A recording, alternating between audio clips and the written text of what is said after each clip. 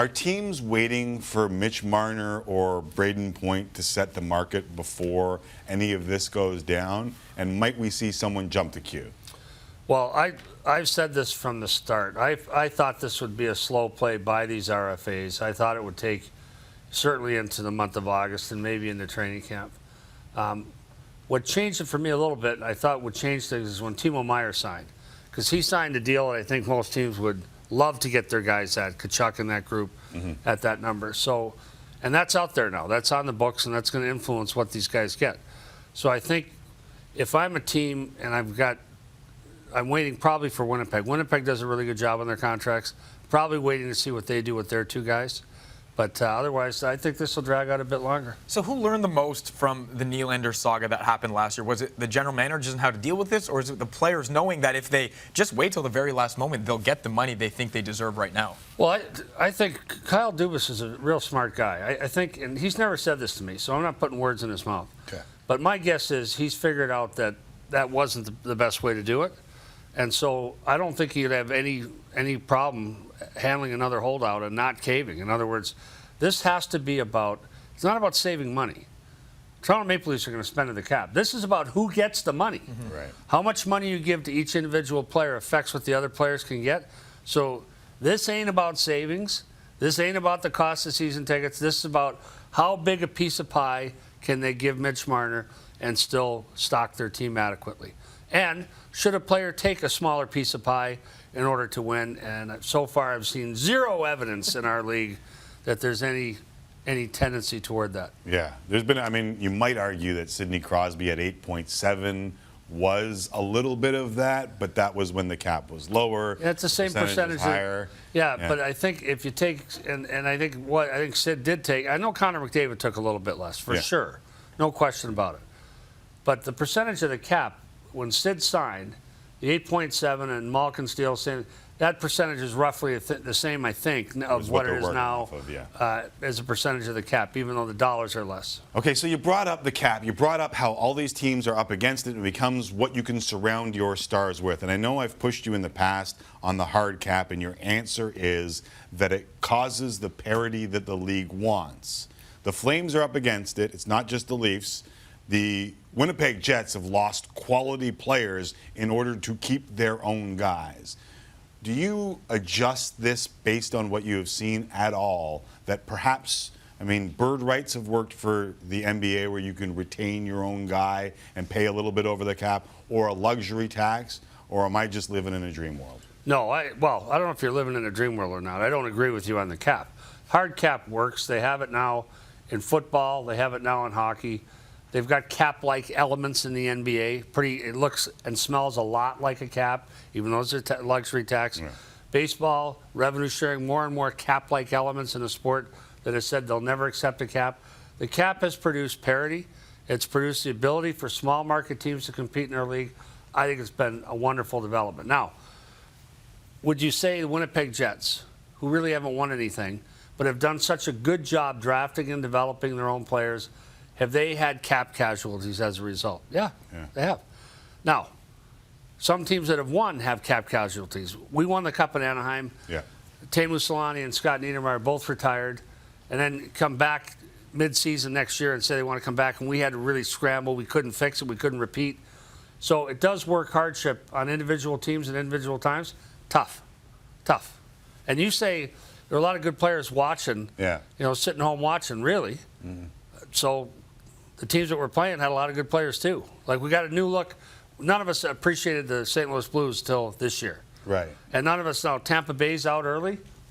Okay, they got to get better. That line, so we're going to live with that fine line of, like, we were talking, and there are legit insiders suggesting that the Blues were shopping half of their team, and they end up winning the Cup. And that, to me, if nobody is getting the double-figure $1 million and winning, you're going to have a tough time keeping those really good players in for long runs unless you get later in their career and those numbers move. Like Marchand's deal, when he signed it, it looked like a pretty good chunk of change for Brad Marchand. Now you look back and you say $6 million for that guy. That's a steal, and you can afford more players.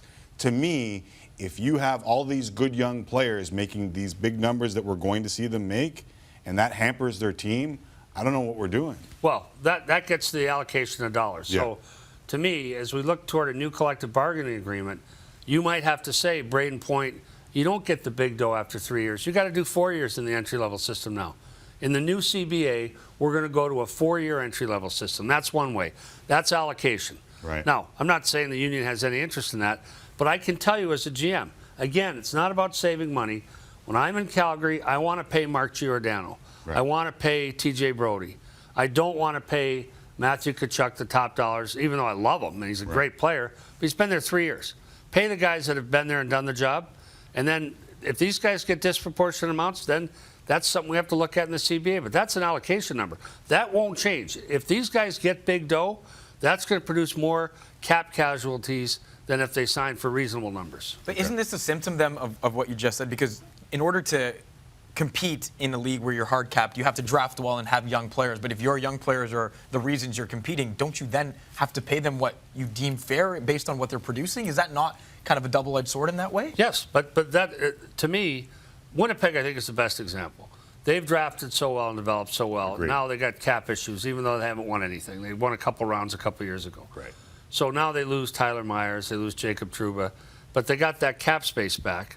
If they continue to draft and develop, if you're going to have star players, which they have, and if you're going to pay these guys, if Connor and Liney are going to get paid, then that means someone on the fourth line has to come in at the league minimum and be an effective player. So you got to continue to draft and develop.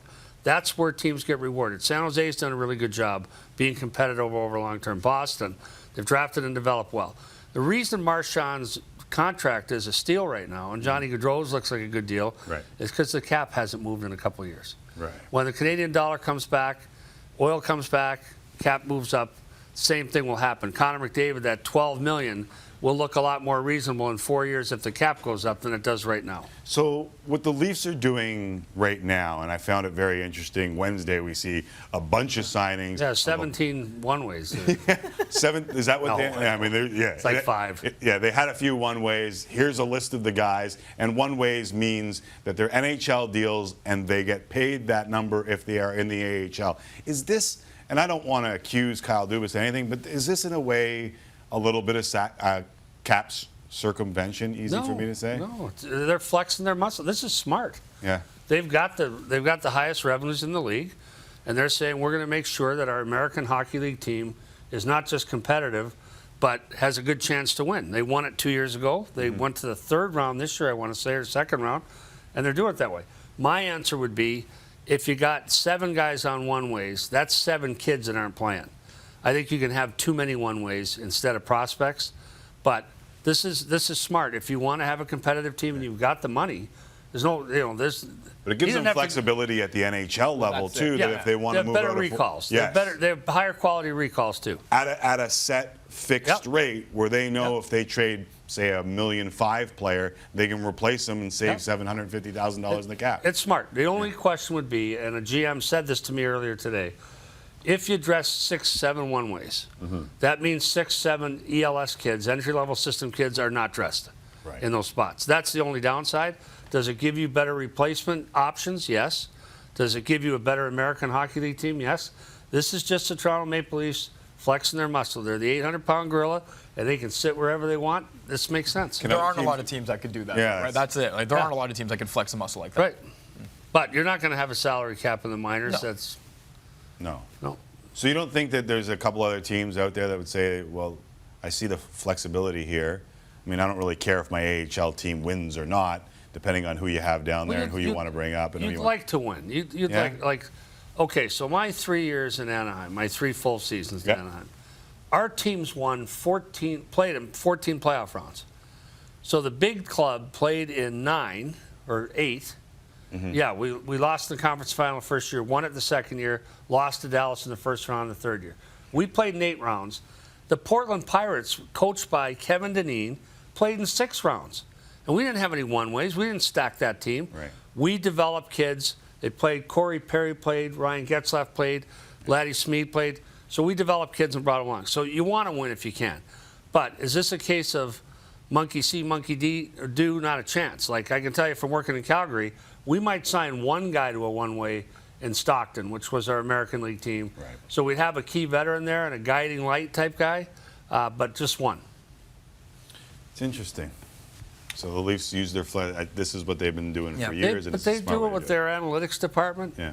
You know, I had one analytics guy in Calgary. By the way, I think he's the best guy in the NHL. I think he's worth 3 other guys. Yeah. I think Kyle has 5 Right. or 6. They've got more scouts. This is what you can do with the money. Doesn't equate to winning, or hasn't yet. But you have that muscle. You don't. I remember going to one of my first board meetings, and a guy on the board said to me, Maple Leaf Sports and Entertainment, he's an Ontario Teachers Pension Fund guy, said to me, "What else do you need?" And I'm like, that's the first time that's happened in my career, where someone came in and said, "What else do you need?" And I'm like, okay, I like it.